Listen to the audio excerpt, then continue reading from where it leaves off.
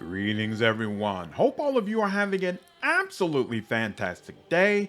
I recently finished an Evil Dark Urge run, and I have several thoughts on the experience. This video will be spoiler free, as we will have a spoiler filled discussion regarding the origins at a later time.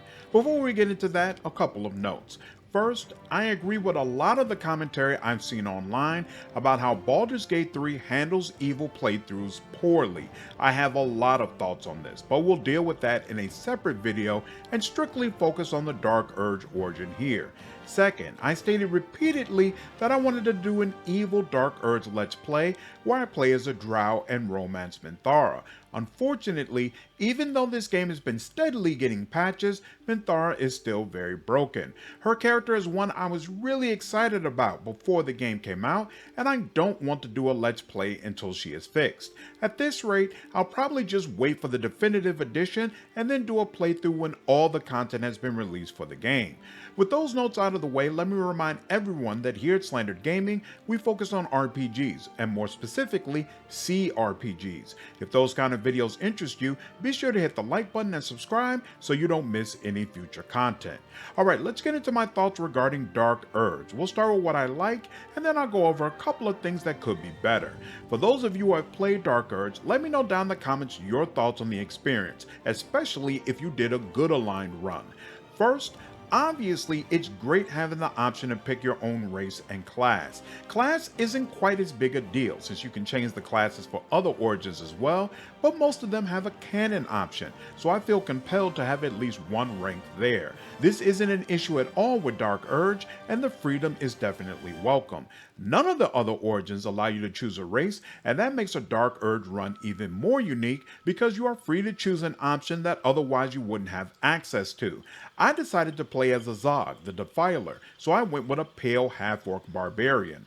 Orc was a fantastic complement to an evil run, as you can get many dialogue options that are aggressive in tone. In similar fashion, Barbarian provided great intimidation options throughout my playthrough. Another great thing about playing as Dark Urge is that for the most part, you can roleplay in whatever way you like. The other origins all have set personalities and backgrounds. You can throw that out the window and play as the Evil Will, for example, if you choose, but it's still not really your character. For the first two acts, this isn't an issue at all with Dark Urge, and it was easy for me to create a canon story in my head where the Sword Coast is the land Azog's spirit drifted to once he was defeated by Oakenshield.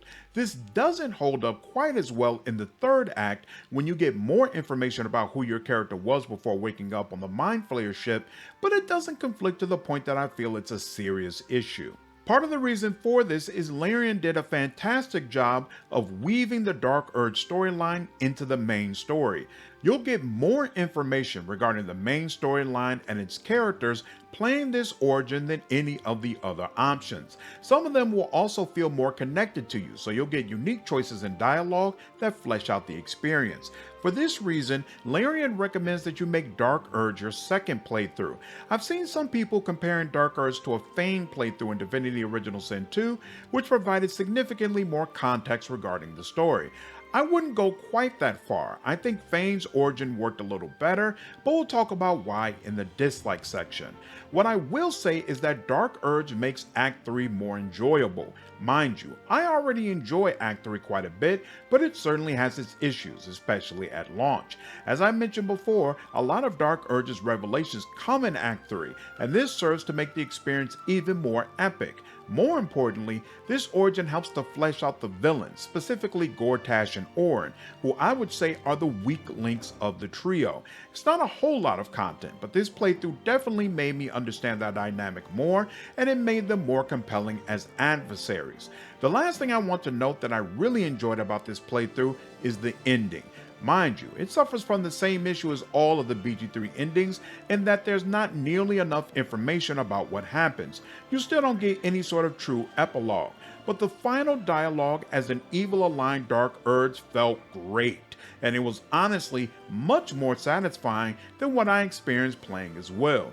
Again, BG3 doesn't handle evil well, but a lot of the Dark Urge specific evil content is nice. There are a couple of areas where I feel this playthrough is lacking, or more so the overall game is lacking, and you feel it even more when playing this Origin. I mentioned before that Dark Urge doesn't feel quite as strong to me as Fane, and the reason for that is even with the additional content, the villains are still weak. In DOS 2, the King, and to a lesser degree Dallas, are both compelling villains, and that makes the revelations regarding Fane's connection to them much more compelling. The reason they are compelling characters is that even though you only have a couple of conversations with them, other people talk about these characters the entire game, and there's also a wealth of books and notes which flesh out additional details. So by the time there's more conversation, you feel like you know them well enough even though there's only been a little bit of interaction. That's not the case with Gortash and Ornn. You hear very little about either of these characters throughout the first two acts. So even though Dark Urge gives you more dialogue that serves to flesh them out, it's not nearly enough to make them characters that move you. Consequently, the discoveries regarding them aren't quite as impactful.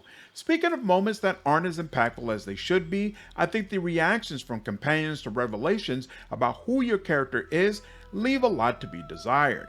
They have plenty to say about your murderous urges and how you need to keep it under control, but in my playthrough with Shadowheart, Astarion, and Minthara, the reveals about my character's history were kind of treated as ho-hum, which is really strange to me.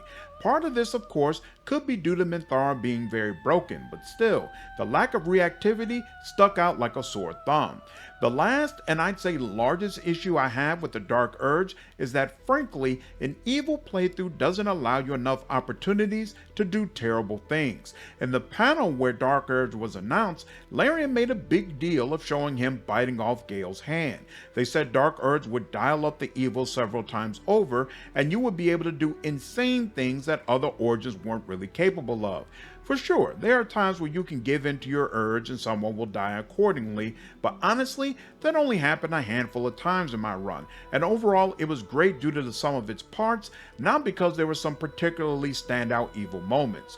When I think of great evil sequences in gaming, I think about dropping a nuclear bomb on a city in Fallout 3, choosing Swarm in Wrath of the Righteous, or wiping out the Quarians and watching Tali throw herself off a cliff in Mass Effect 3. There's nothing in Dark Urge from an evil standpoint that's memorable in the same way, and frankly, while there's definitely some good stuff there, none of it feels all that crazy, outside of maybe a couple of in-game sequences. Overall, I had a fantastic time with Dark Urge, and at this time, I'd say a good aligned run of this Origin is probably the best way to play BG3.